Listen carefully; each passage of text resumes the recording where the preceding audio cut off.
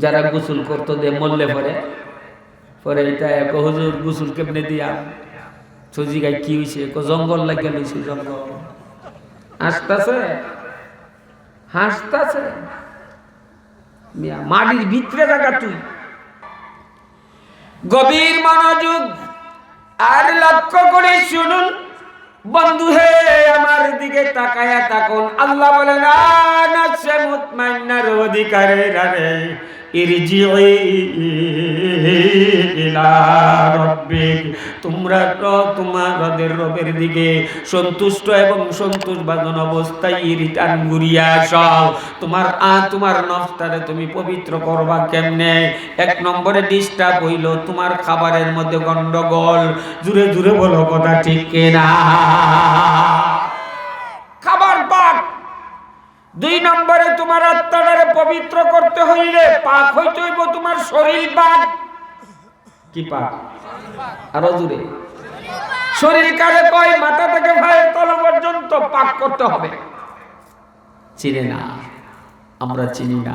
আমরার মা চিনে না আমরার মেয়ে চিনে না আমরার বোন চিনে না চিনলে জিগায়েন কয়েন হায়াস কারে কয় কইব জানি না নেফাস কারে কয় কই জানি না নাজাসতে গলিজা কারে কয় কই জানি না বলে নাজাসতে কবিবা কারে কয় বলে জানি না ডিলা কারে কয় জানি না নেকড়া কারে কয় জানি না তাইমুম কারে কয় খালি কইব জানি না লা আদ্রি কোন লা কিচ্ছু জানি না কিচ্ছু জানি না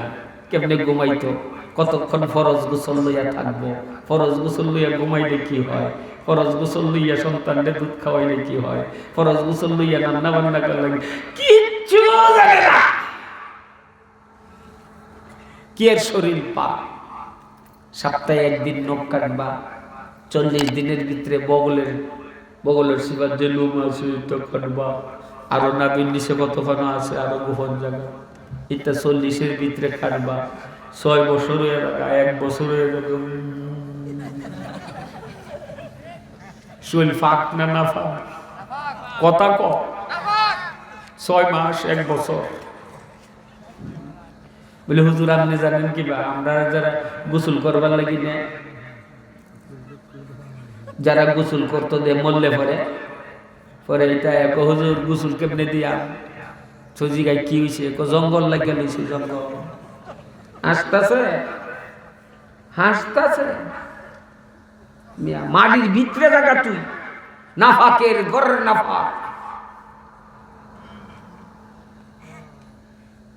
নাফাকের ঘরে নাফাক তুই মাটির ভিতরে যা আইসের কথা কই নাই আমি আসবার লাগি কইছি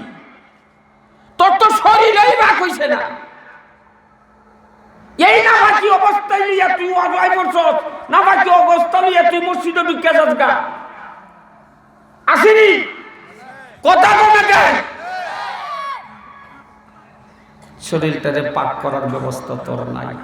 10টা তাড়াতাড়ি শেষ করতাম গেল কয়টা খাবার পাক শরীর পাক কোনা খাবার পাক খাবার পাক